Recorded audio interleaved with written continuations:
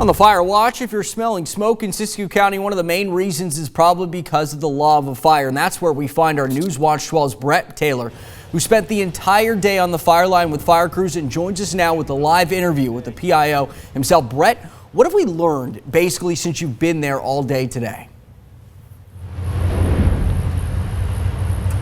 Yeah, guys, actually one of the biggest things that I've noticed today is that temperatures have really cooled down, but as you can see behind me right now, the lava fire is still burning quite intensely. As you mentioned, Adam, I'm joined right now by Public Information Officer Jim Mackinson for the lava fire, one of the many PIOs that's a part of this whole operation. Jim, thanks for joining with me today. My pleasure. Jim, so obviously we've had a couple hours pass since the latest update from this morning. 19,500 acres have been burned, 25% containment. What have you guys noticed with this fire's growth in the last few hours, and how are fire crews doing right now in their containment efforts to try to hold this fire at bay? So we're doing really good, I think, overall.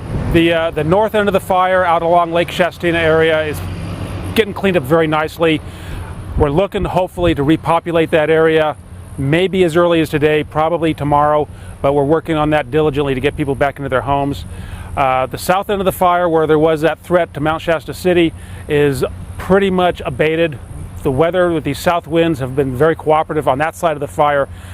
Crews have been able to go direct right on the fire line, putting the fire out as they go, really buttoning up that bottom end of the fire for us. Now, obviously, as you can tell out here in the distance, there's a lot more smoke than what there has been in previous days, it seems like. How much of a problem has that been hampering on your guys' fire crews over there at battling that fire right now, and even the air resources that are currently being used?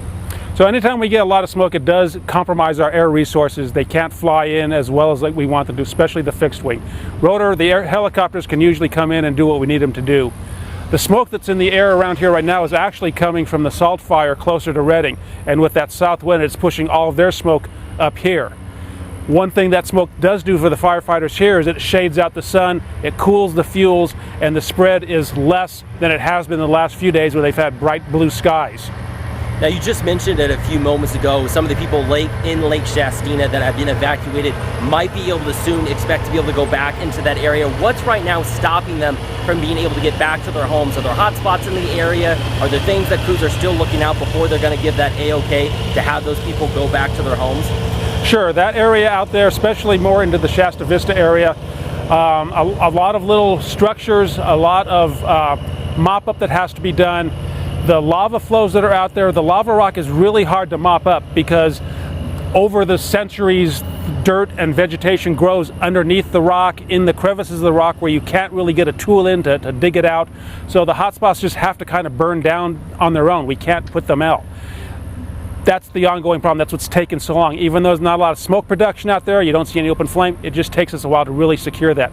Because like we saw on this fire, it only takes that one ember to get away, and off of the races we go. And no homes have been destroyed in that area from that fire? To our knowledge, there's been no homes lost. Okay. Well, there you heard it from Jim Maxson. Thank you for joining us here right now. I'll continue to have more updates coming up on News Watch 12 at 5, where you're going to actually hear from one evacuee that left from the Lake Shastina area that's going to give her input about what it will mean for her to return back to her home very soon. But for now, reporting live in Weed, I'm Brett Taylor, News Watch 12.